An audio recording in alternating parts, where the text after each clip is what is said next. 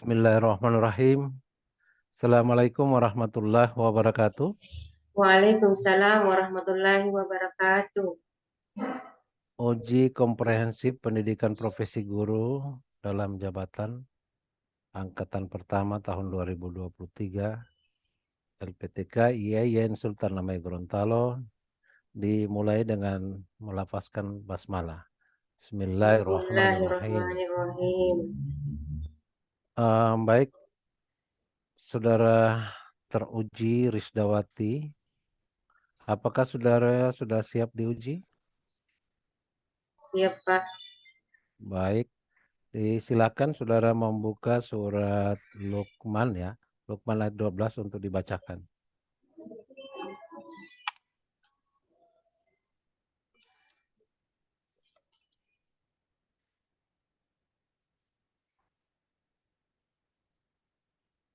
A'udzu billahi minasy syaithanir rajim. Bismillahirrahmanirrahim. وَلَقَدْ آتَيْنَا لُقْمَانَ الْحِكْمَةَ أَنِ اشْكُرْ لِلَّهِ وَمَنْ يَشْكُرْ فَإِنَّمَا يَشْكُرُ لِنَفْسِهِ وَمَنْ كَفَرَ فَإِنَّ اللَّهَ غَنِيٌّ حَمِيدٌ. وَإِذْ قَالَ لُقْمَانُ لِابْنِهِ وَهُوَ يَعِظُهُ يَا بُنَيَّ لَا يُشْرِكْ بِاللَّهِ إِنَّ الشِّرْكَ لَظُلْمٌ عَظِيمٌ. Cukup. La tusyrik billah. Oke, disilakan dilanjutkan dengan sudah siap alat tulisnya ya? Ya, Pak. Menulis dengan ayat tadi silakan ditulis dengan waktu selama 1 menit.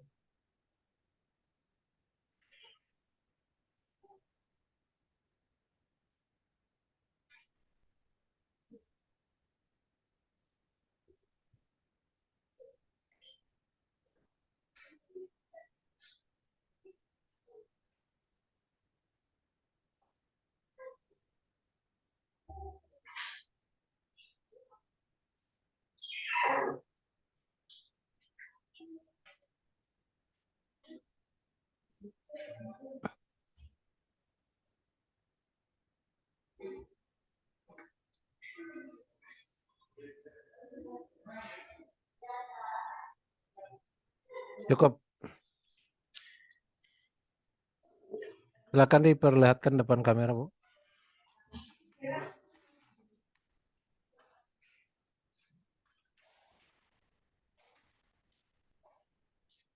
Ayo, Bu.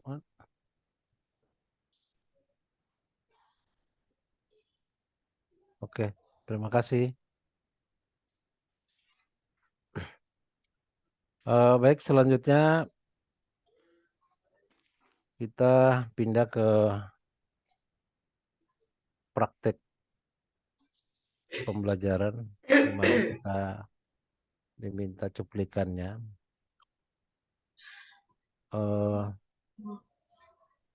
Ibu Nurisdawati diminta untuk mendemonstrasikan atau mempraktikkan penerapan kurikulum Merdeka. Ya. Siap. Yang Ibu akan demonstrasikan adalah bagaimana menunjukkan mulai dari membuka sampai menutup. Biasanya kan kegiatan pembelajaran itu kan ada kegiatan pendahuluan, ada kegiatan inti, lalu kemudian ada kegiatan penutupnya. Nah, saya ingin lihat dulu cuplikan dari kegiatan pendahuluan. Apakah pendahuluan yang Ibu sudah lakukan, yang sudah Ibu sudah persiapkan ya, itu sudah mencerminkan langkah-langkah pembelajaran kurikulum Merdeka tidak?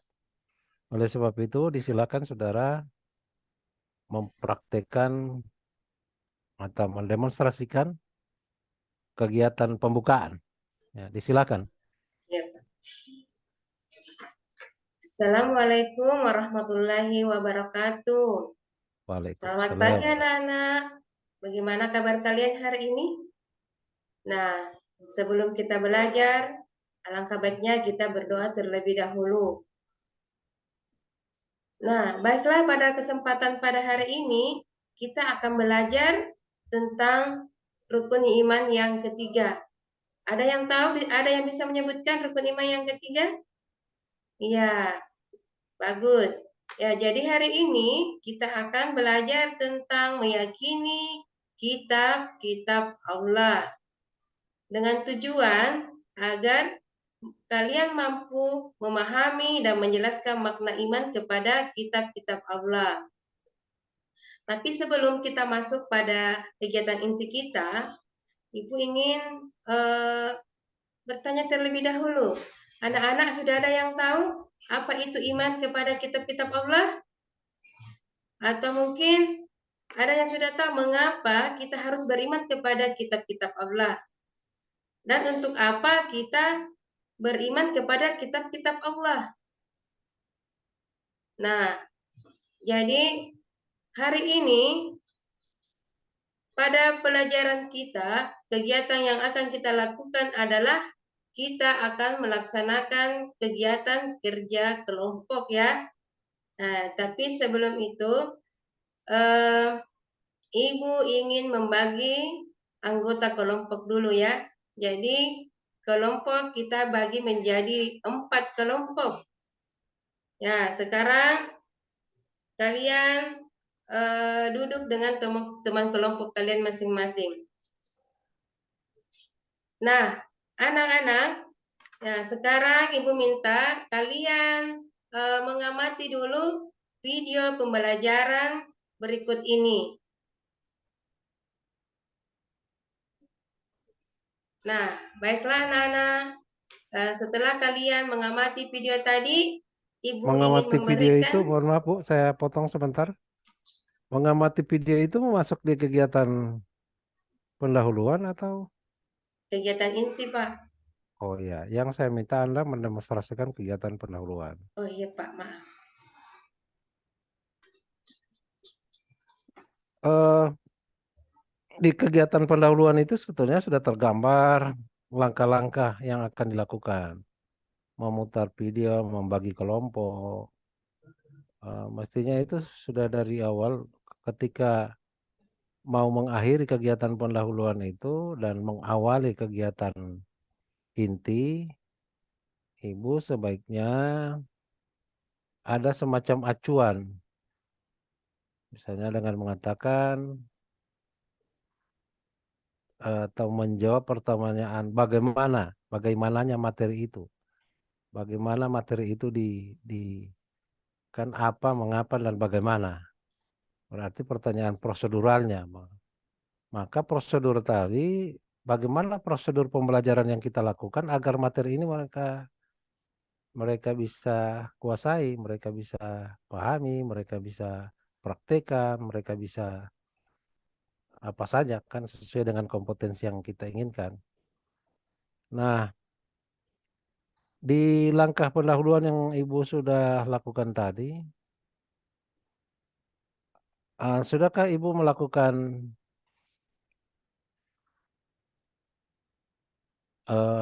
asesmen awal? Sudah, sudah, Pak. Ya, hasil asesmennya bagaimana? Hasil asesmennya anak-anak memberikan jawaban yang singkat. Anak-anak, Misalnya menyebutkan rukun iman yang ketiga itu, Pak. ya, bagaimana mereka menyebutkan dengan mahir, dengan lancar? Sudah dikuasai ini materi? Insya Allah, Pak. Menurut asesmen awal itu di mana batas yang mereka kuasai itu? Dia bisa menyebutkan rukun iman, Pak. Rukun iman yang ketiga itu, Pak. Hanya Kemudian sampai dia menyebutkan, bisa menyebutkan, Pak, secara hanya langsung. sampai menyebutkan. Iya, Pak. Tujuan pembelajaran apa? Ya, tujuan pembelajarannya adalah memahami, menjelaskan makna, meyakini iman kepada kitab-kitab Allah. Memahami itu kan tidak operasional ya. Apa yang memahami itu kan banyak cara memahami. Menjelaskan, Kognitif itu memahami semua. iya, Dia paham dengan menyebutkan, menjelaskan, berarti kan dengan membedakan, dengan mengevaluasi, dengan membandingkan, dengan mensintesa. Semua itu berarti dia paham. Nah, saya melihat tadi belum belum memiliki makna. Lalu Ibu belum mengajukan, ada banyak pertanyaan yang terlontar, tapi mestinya bisa dibedakan mana pertanyaan pemantik dengan pertanyaan yang terkait dengan asesmen awal.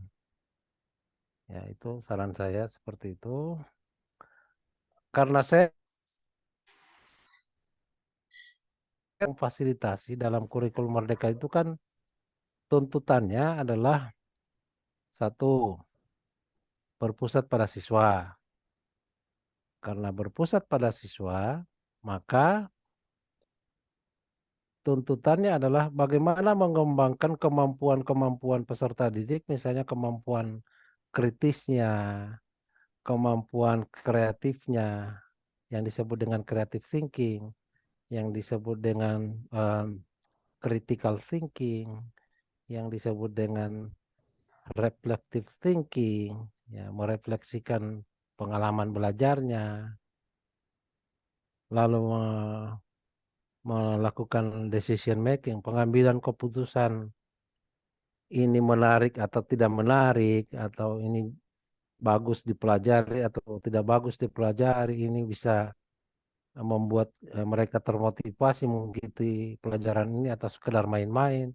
Decision makingnya ini penting juga dalam kaitan dengan itu. Nah, di dalam mengintegrasikan kemampuan di dalam langkah-langkah tadi, coba di mana Ibu mengintegrasikannya, dan pada instruksi seperti apa, dan pada bagian mana Ibu mengintegrasikan kemampuan peserta didik itu. Misalnya kita inginkan mereka itu menjadi anak-anak yang kritis, kita harapkan mereka itu menjadi anak-anak yang kreatif, kita harapkan mereka itu menjadi anak-anak yang berani mengambil keputusan, ya, kita harapkan mereka itu mampu merefleksi pengalaman belajarnya. Nah, lalu kita harapkan mereka dapat berpikir tingkat tinggi, ya, yang disebut dengan HOT itu kan, ya. Lalu kemudian bagaimana Ibu juga mengaitkan dengan atau apa istilahnya, mengkontekstualisasikan materi ajar itu dengan diintegrasikan dengan kehidupan nyata. Ya, coba silakan mempraktikkan, dan saya ingin lihat hal-hal tadi itu ditampilkan pada bagian mana. Karena di pendahuluan saya belum menemukan itu. Nah, baiklah anak-anak. Nah, sekarang eh, ada yang sudah tahu di sini apa itu iman kepada kitab-kitab Allah? Atau mengapa kita harus beriman kepada kitab-kitab Allah? Terus untuk apa kita beriman kepada kitab-kitab Allah? Nah, sekarang Ibu ingin kalian memberikan jawaban dengan cara menemukan sendiri jawaban tersebut dengan cara kita akan melakukan kegiatan berdiskusi, ya. Jadi untuk itu kita akan melakukan pembagian kelompok terlebih dahulu.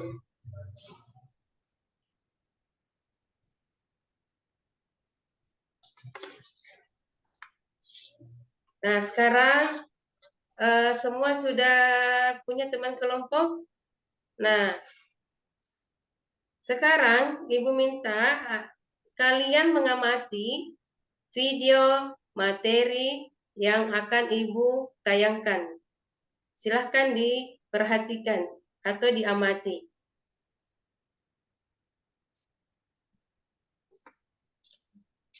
Nah, bagaimana anak-anak?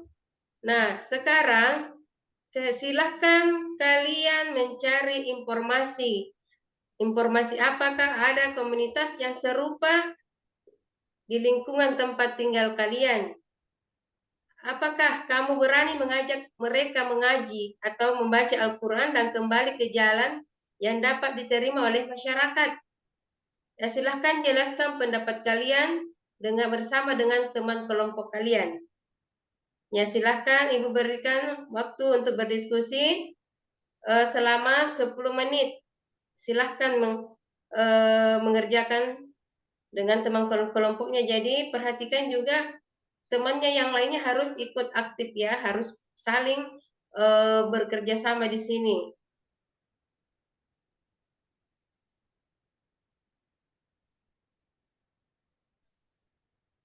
Itu saja, Bu. Atau Baiklah masih? anak-anak, sekarang siapa yang sudah selesai hasil kelompoknya? Nah, saya persilahkan dulu kelompok 1. Nah, sekarang presentasikan hasil diskusi kelompoknya. Nah, bagaimana yang lainnya? Ada yang bisa memberikan tanggapan? Ya, jadi sekarang selanjutnya Ibu Guru meminta agar kalian silahkan membuat kesimpulan dan masing-masing kelompok mengirimkan kesimpulan serta hasil diskusi kalian pada alamat email saya. Nanti saya periksa buka di alamat email saya, ya.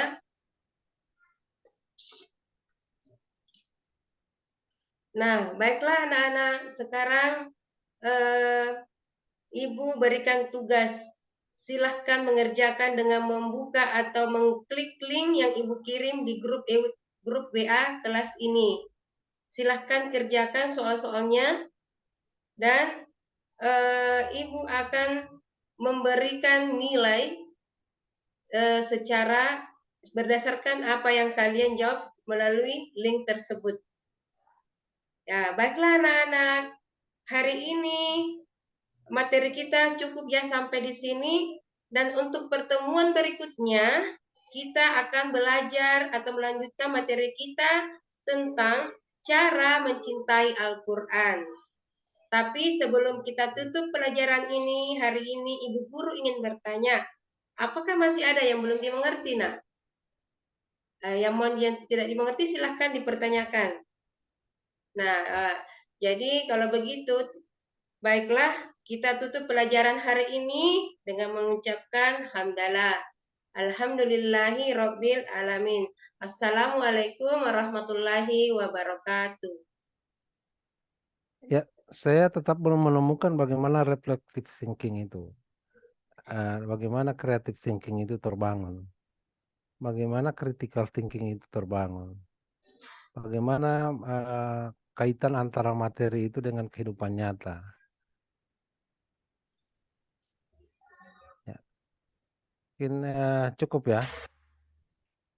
Kita karena ini dibatasi dengan waktu, saya pindah pada, saya tidak menemukan itu, ya. Kalau reflective thinking mungkin pada instruksi Anda suruh setelah mereka nonton video mau apa? Apa, Pak? Setelah mereka diputarkan apa? Apa yang Video, diinstruksikan tadi tugas ya, mereka? video anu Pak, ini semacam Di ada kelas, masalah, ya, di video real tentang class ini, ya. Tadi saya bingung kok di kelas kemudian Ibu men-share apa namanya, apa yang LKPD atau apa itu tadi yang saya lihat pada proses pembelajaran di kelas Ibu mengirimnya lewat lewat mengirim link. Iya Dikirim lihat Pak. apa itu link? Itu linknya Pak. Maksudnya setelah mereka mengerjakan hasil diskusi mereka, hasil diskusi mereka itu Pak dia kirimkan ke alamat email saya.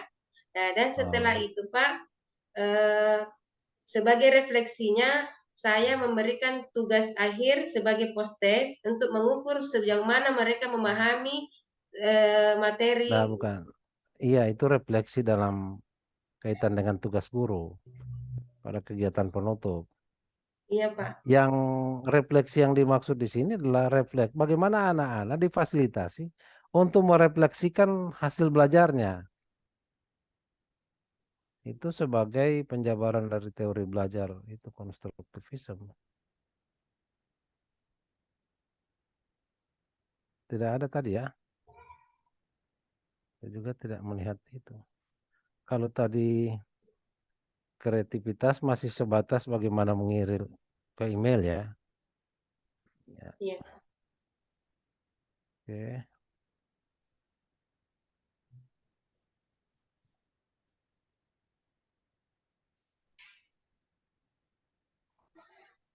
Oke, kita pindah ke berikutnya tentang modul ajar. Oh, yang Ibu upload di dalam modul ajar itu terkait dengan apa yang Ibu tampilkan hari ini? Memilih modul ajar yang mana, Ibu? Iya Pak. Yang ini Pak yang saya praktekkan tadi. Iya, modul ajar yang mana itu? Modul ajar kedua Pak. Oh, modul ajar. Sudah diupload di RPP 1 ya, di tempat RPP 1 tempat nguploadnya ya. Iya Pak. Sudah Pak. Oh, baik. Karena belum di customize ini masih berbunyi RPP di sana. Oke, ketika menyusun modul ajar, tentu saudara sudah mempertimbangkan teori belajar yang mendasarinya, gitu kan. Karena pada prinsipnya belajar itu kan untuk peserta didik. Anda merancang modul ajar itu ditujukan bagaimana memfasilitasi agar kemampuan-kemampuan yang ada di dalam peserta didik itu berkembang. Nah, pertanyaannya adalah, bisakah saudara menjelaskan kira-kira kemungkinan teori belajar apa saja yang saudara pahami? Lalu dari sekian teori belajar itu, teori belajar mana yang dominan yang saudara gunakan di dalam menyusun modul tadi? Silakan. Baik. Jadi teori pada modul saya itu Pak yang termasuk termasuk dalamnya yaitu saya menggunakan teori belajar teori kognitif Pak. Karena di dalam teori kognitif yang menurut pemahaman saya yaitu memberikan kesempatan kepada peserta didik untuk menemukan suatu konsep atau teori dan pemahaman melalui contoh-contoh yang dia temukan dalam kehidupan ataupun seperti tadi Pak, contoh-contohnya yang diberikan pada video tadi. Terus Itu kognitif. Kognitif menurut Ibu seperti itu ya? iya Pak. Kemudian termasuk juga di dalamnya mengandung teori behavioris Pak. Karena di dalam teori behavioristik itu diharapkan adanya perubahan tingkah laku sebagai akibat adanya pengalaman dan latihan dalam hubungan antara pemberian stimulus dan respon. Jadi stimulusnya itu dari video yang ditayangkan, Pak.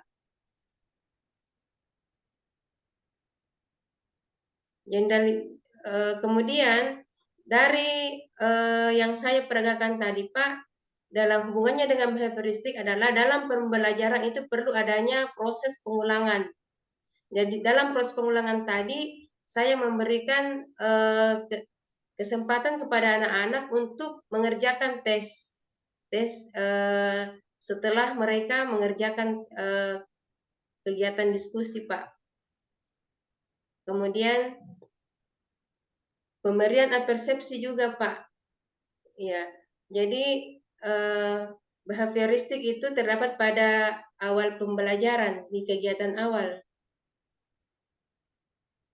Pemberian persepsi sebelum memulai proses pembelajaran. Kemudian memberikan hadiah atau berbentuk nilai untuk menciptakan proses pembelajaran yang kondusif sehingga terjadi proses pembelajaran yang efektif dan efisien sehingga tujuan pembelajaran dapat tercapai. Kemudian selain itu ada juga teori humanistik, di mana teori humanistik itu artinya kita membangun hubungan yang baik dengan peserta didik. Seorang guru itu harus kita sebagai guru harus memahami karakter peserta didik. Jadi dalam teori humanistik cara mengaplikasikannya atau menerapkannya dalam pembelajaran itu dengan memperhatikan dan memberikan motivasi belajar kepada siswa. Memberi penjelasan kembali apabila ada siswa yang belum paham. Seperti tadi sebelum mengakhiri pembelajaran itu, Pak, saya mengajukan pertanyaan, apakah kalian sudah paham? Ya itu, Pak, kalau humanistik.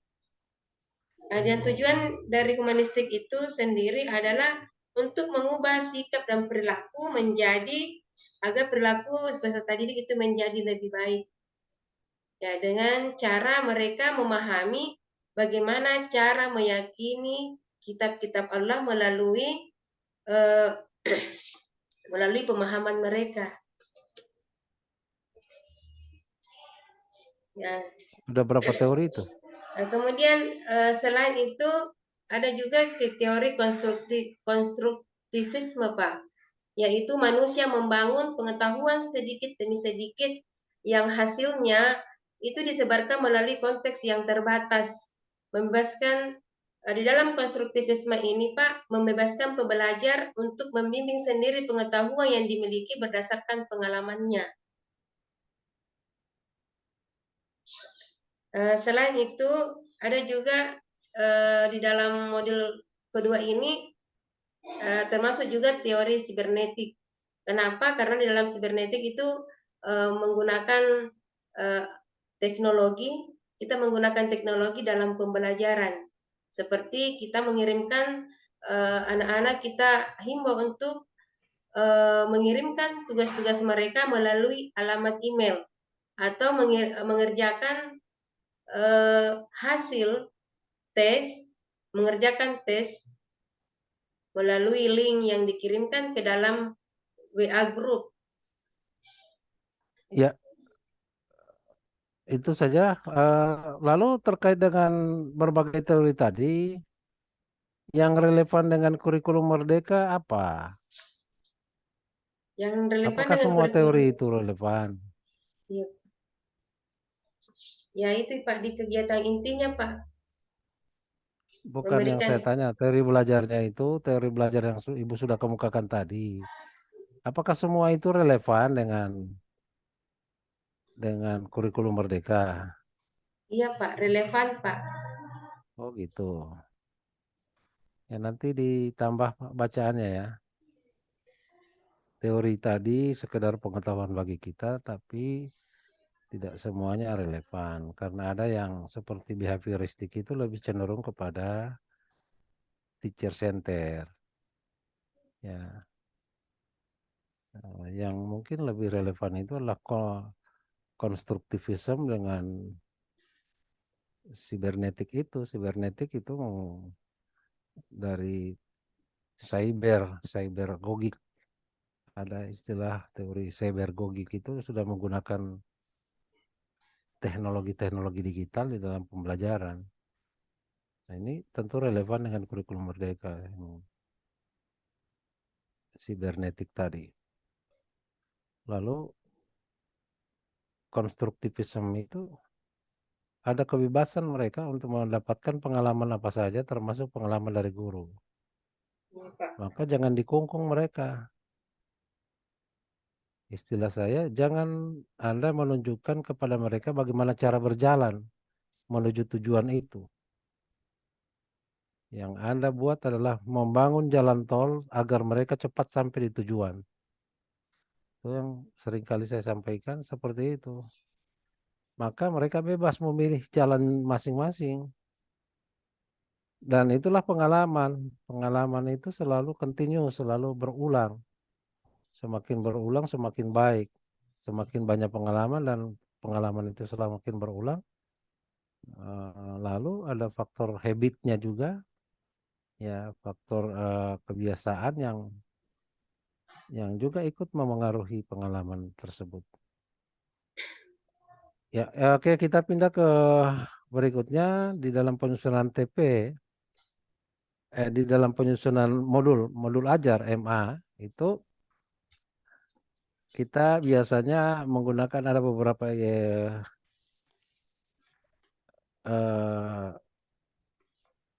komponen ya yang ada di dalamnya. Di samping komponen itu kita juga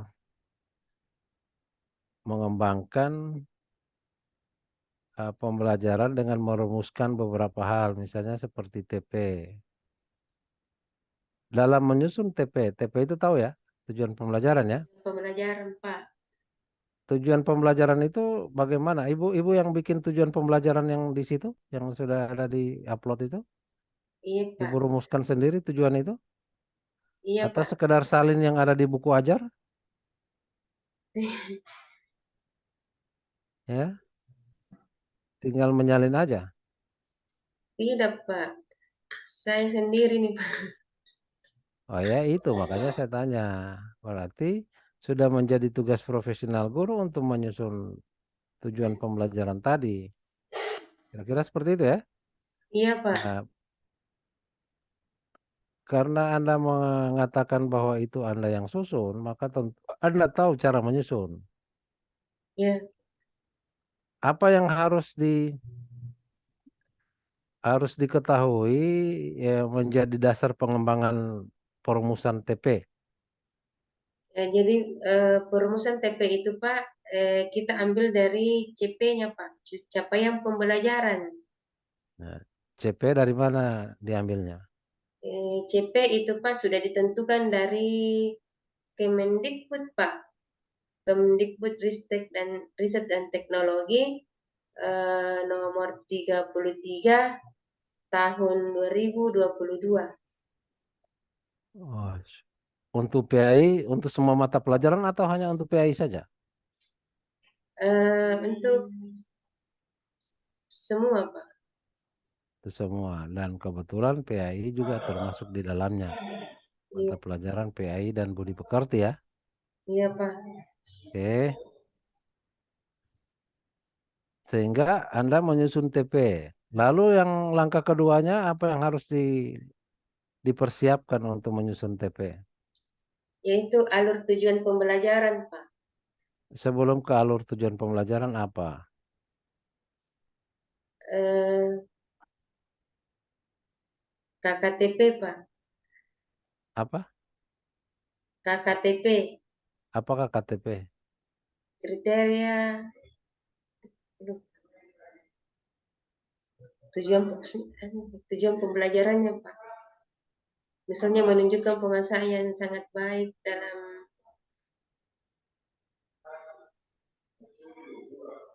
Habis TP apa? Dalam kriteria menyusun TP ini masih dalam kriteria. rangka menyusun TP. Tadi satu, harus sudah mengantongi itu tadi Iya. SK dari yang berkenaan dengan CP. Yang Iya. kedua apa lagi? Setelah CP, tujuan pembelajaran, Pak. Iya, iya dalam menyusun tujuan pembelajaran kan Anda sudah bilang.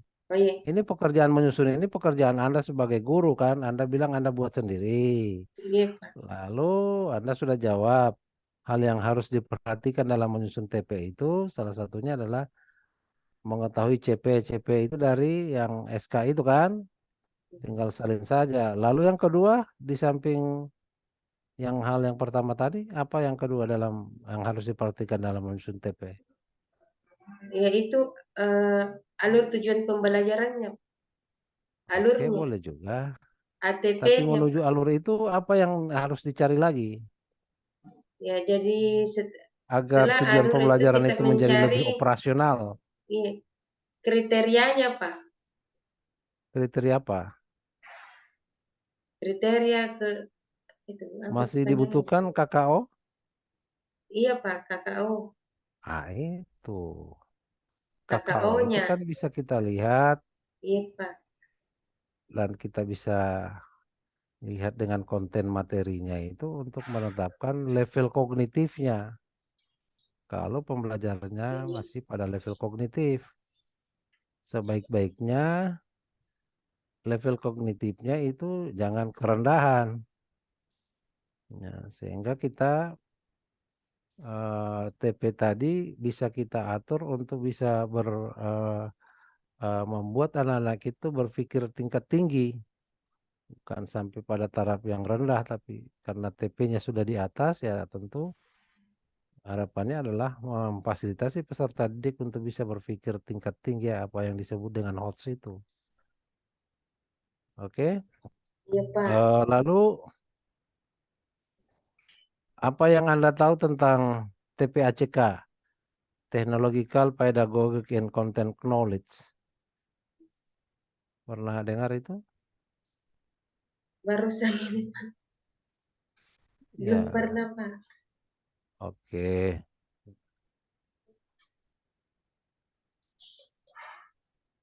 Belum pernah, saya nggak bisa. Itu teknologi, Oh iya, itu Pak. cyber, apa itu ada link-link, ada apa segala macam yang sudah pembelajaran modern. Kalau itu saja tidak tahu, bagaimana Anda bisa memfasilitasi? Oke, yang ke berikut PBL, PJBL. Di dalam modul yang saudara siapkan ada PBL, ada PJBL nggak? Eh, ada PCBL-nya, Pak, di pertemuan ketiganya itu, Pak. Kalau untuk Hmm, pertemuan pertamanya ini hanya PBL, oke. berbasis masalah. Maaf Bu, saya hentikan sejenak. Saya pause dulu ya. Saya pengen ada hajat bentar. Ya, Pak. Saya pause dulu ya. Saya buang air saya setipur.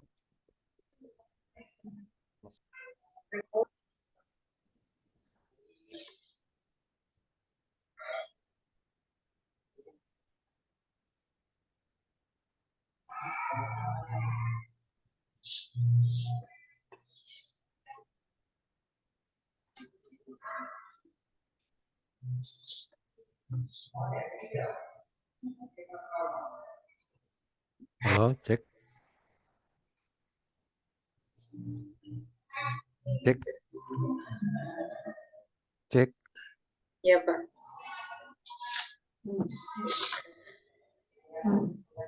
Ibu Rizda sempat pause tadi? Iya, Pak. Saya pause tadi. Ya, saya juga pause. Oke, jalankan lagi anak panahnya. Sudah masuk di mana ini ya? Sudah, Pak. Saya sudah kembali lagi. Ya, kita mulai lagi, kita lanjutkan.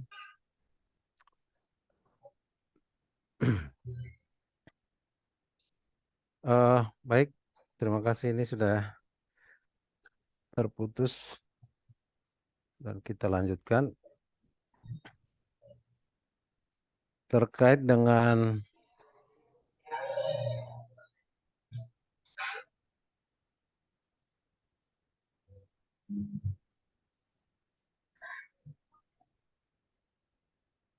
modul ajar yang Ibu sudah tampilkan itu. Oh, di sana sudah mencantumkan rancangan pembelajaran yang mencakup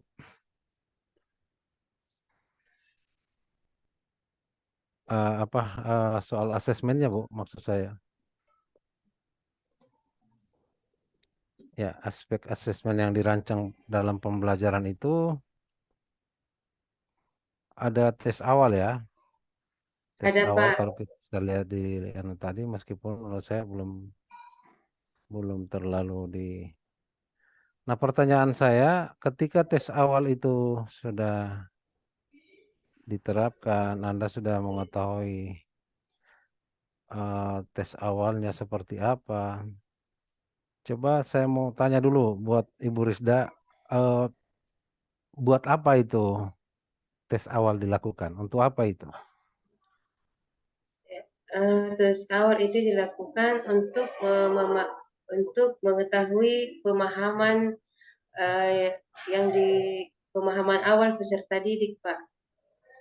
Karena Pemahaman. sebelumnya peserta didik sudah memiliki pemahaman tentang materi tersebut untuk menggali kembali pemahaman yang mereka miliki.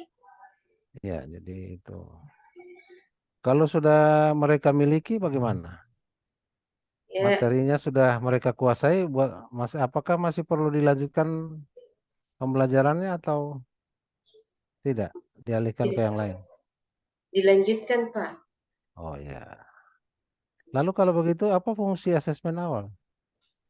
Asesmen awal itu tujuannya untuk untuk mengetahui kemampuan peserta didik, Ya, kemampuan awalnya. ya, setelah Anda ketahui, ternyata mereka sudah mampu di situ. Ya, setelah kita ketahui, kita memfasilitasi mereka untuk mengembangkan kemampuan mereka. Iya, kita kan sudah tes dan mereka sudah mampu. Mau buat apa lagi?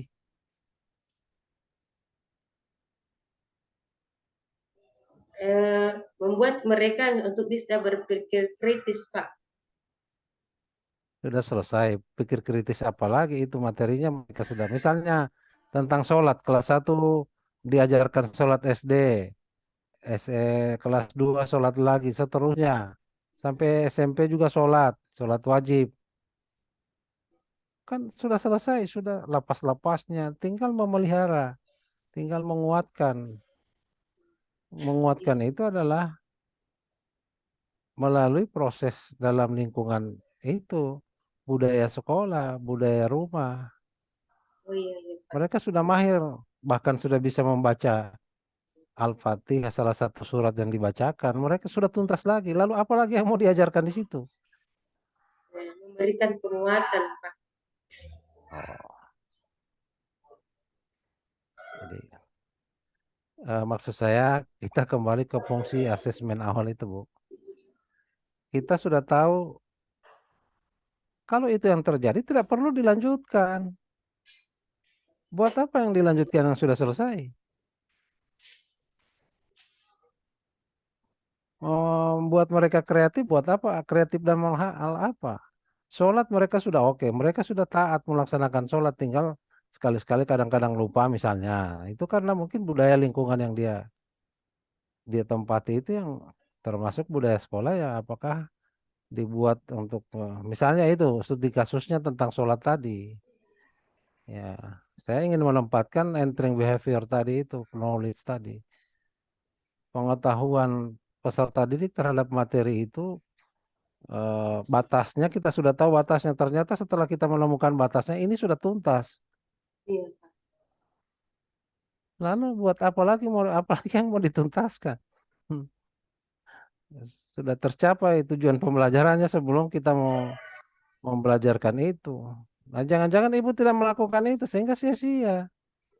Kita pikirkan kembali apa yang kita belajarkan yang lain, ya kan? Pada buang-buang waktu. Nah, itu bisa di kurikulum mereka bisa dihargai itu karena mereka sudah tinggal dites aja. Tes awal sudah oke menurut Anda, ngapain itu? Sudah dianggap selesai itu dan kalau itu harus diminta hasil asesmennya ya sudah sampaikan hasilnya itu. Nah, gitu. Itu maksud saya ya terkait dengan asesmen awal. Lalu asesmen formatif yang Ibu pahami ya Bang. Di modul ajar itu ada disiapkan instrumen formatifnya? Ada, Pak. Betul ada. Coba Iya. mana itu? di nilai pengetahuan itu Pak, penilaian pengetahuan. Oh, format itu hanya pengetahuan saja ya. Kalau sumatif juga pengetahuan ya. Formatif Bukankah itu di setiap pembelajaran itu selalu berbawaan antara kognitif, efektif, dan psikomotorik?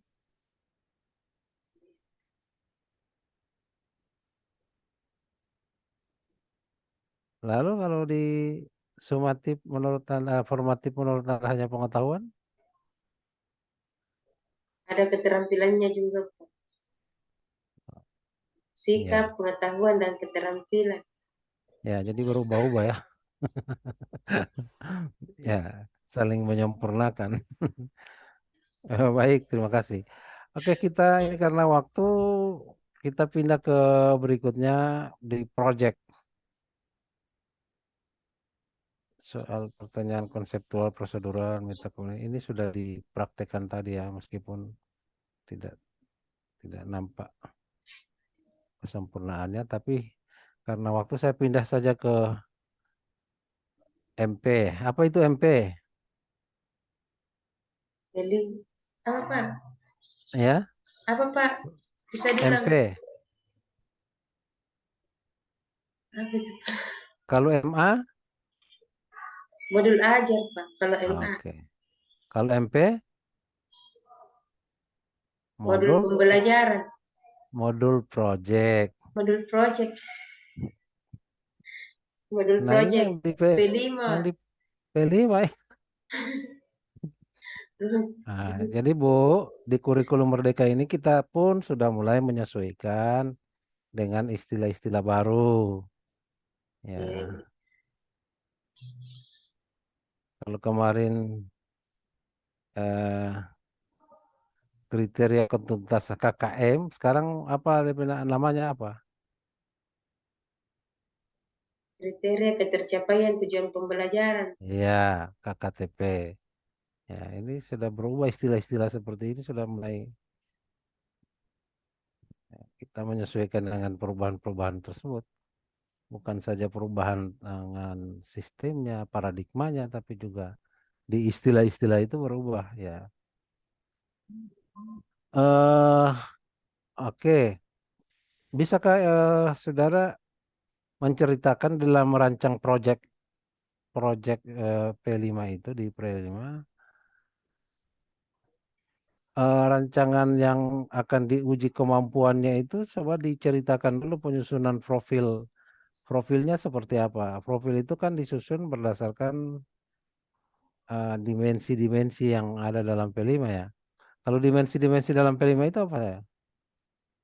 Eh, ada tema Pak, menentukan tema.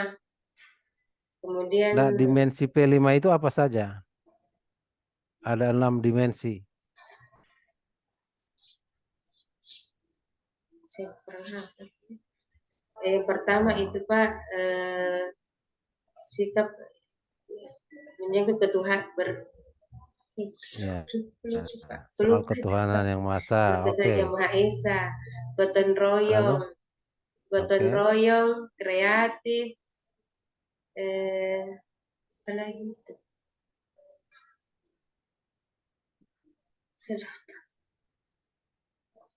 Pokoknya seperti itu ya. Iya Pak. Yang kelima itu saya belum hafal baik Ini Pak. sudah menyusun proyeknya, tidak tahu. Nanti kembalilah Bu ya, kembali ke Lupa. modul modul P5-nya, silakan dibaca ada modul P5, P5 PPRA dibaca-baca untuk jangan sampai Anda juga diuji nanti di UP terutama eh, kurang pengetahuannya tentang itu semua. Nah, bagaimana saudara bisa menyusun profil kalau kalau dimensinya Anda tidak kuasai? Sudah bisa dibayangkan bagaimana menyusun profilnya, menyusun tujuannya, lalu kemudian yang ketiga ya aktivitas yang terkait di dalamnya seperti apa, lalu asesmennya seperti apa, ya. Coba bisa Anda ceritakan bagaimana rancangan P5 yang Anda rancang itu? Ya, untuk P5 itu Pak, menentukan dulu temanya. Jadi Ya, tema yang saya ambil itu tentang gaya hidup berkelanjutan. oke. Kemudian menentukan topiknya. Menentukan tema itu, iya kan ini soal teknik penyusunan profilnya toh. Menentukan tema itu didasarkan pada apa dulu? Kan tidak langsung pada tema. Harus lihat dimensinya dulu. Dimensi apa yang terkait ketika kita mau bekerja sama. Karena P5 itu kan ada jumlah Dimensi. jamnya di dalam kurikuler. Dimensinya itu adalah beriman, bertakwa kepada Tuhan Yang Maha Esa dengan tema gaya hidup berkelanjutan. Jadi Dengan hanya satu dimensi. Berapa guru yang terlibat di situ dalam eh, aktivitas itu?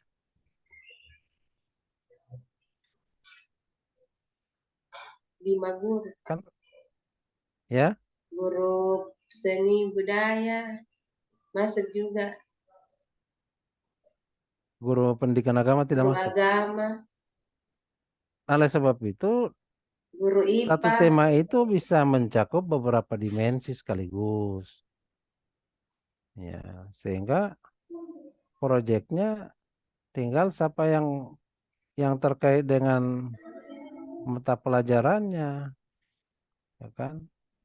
Proyeknya ya tim, membangun tim dalam membangun proyek tadi. Misalnya siapa yang gotong royong Islam juga di ajaran Islam juga gotong royong itu penting. Jadi tidak apa-apa guru PAI terlibat di situ, kerjasama, gotong royong, kan itu hal yang positif dan dalam Islam itu dibenarkan sebagai ajaran Islam selalu mementingkan kerjasama untuk mencapai tujuan. Lalu bineka tunggal apa? Eh Karena apa dimensi apa lagi? Yang itu saja Hanya itu saja. yang saya. Tidak ada lah yang lain yang bisa nanti selesaikan. Saya tahu bahwa Anda hanya sampai menyusun LK.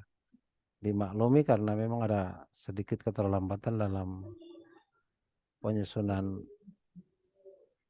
itu ya modul project ini sampai melahirkan proposalnya dan karena waktu terbatas.